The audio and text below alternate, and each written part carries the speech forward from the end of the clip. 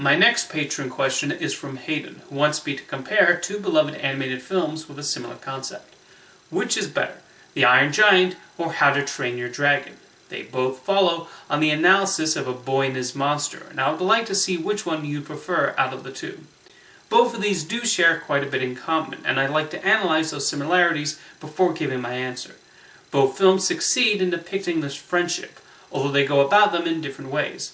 Curiously, these films also tackle the subject of the fear of the unknown. The Iron Giant places its setting in the 1950s, in the middle of the Cold War, and the fear Americans had of the other.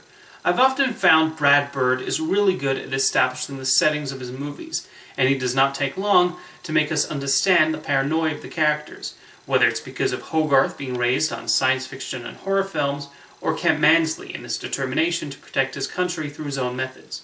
With How to Train Your Dragon, Chris Sanders and Dean LeBloy also do well in portraying this war between the Vikings of Berk and the dragons that surround the area. We first see the dragons from the point of view of the humans, who see them destroying their village.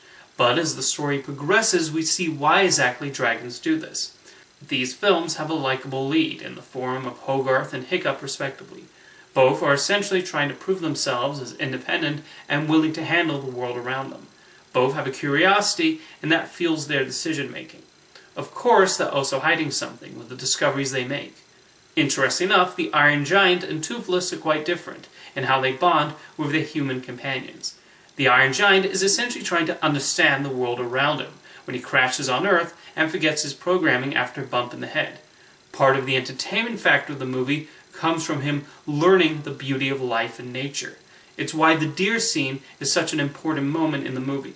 We do eventually find out he was meant to destroy, and the movie nicely shows how he can overcome that and that he does not need to be a gun in order to be strong.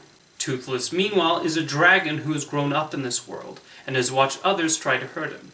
There's definitely distrust when he first comes across Hiccup, and it's up to Hiccup to prove he can be trusted. There's a beautiful friendship that forms between the two. Both the Iron Giant and Toothless do succeed at expressing a lot of their emotions, mainly through the animation.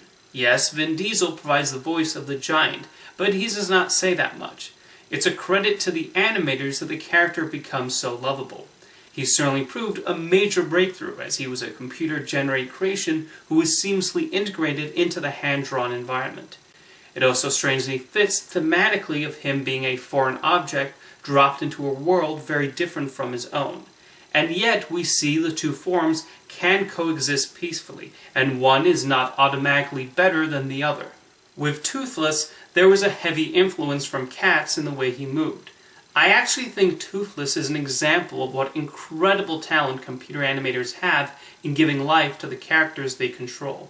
I remember being confused that people were offended at Chris Sanders for choosing to make Buck the dog in Call of the Wild a computer-animated canine. Why? Toothless is a better actor than any animal I've ever seen, and he was entirely created on the computer. Sorry, Benji. Both The Iron Giant and How to Train Your Dragon do ultimately succeed at telling touching stories that prove friendship is possible even in the most unlikely of places. But if I had to pick a preference, I'm going with How to Train Your Dragon. I really do like The Iron Giant. While it has its plot similarities to E.T., Brad Bird was still able to make the film his own, and insert his trademark story sensibilities, winning humor, and message in support of those who are forced to hide their abilities and talents from those who fear them. And How to Train Your Dragon gives us a high-flying adventure with the required stakes, memorable characters, and breathtaking visuals that allow us to experience another world. It's a film I actually find myself going back to quite often. Now let me know in the comments whether you prefer The Iron Giant or How to Train Your Dragon, and thank you for your question, Hayden.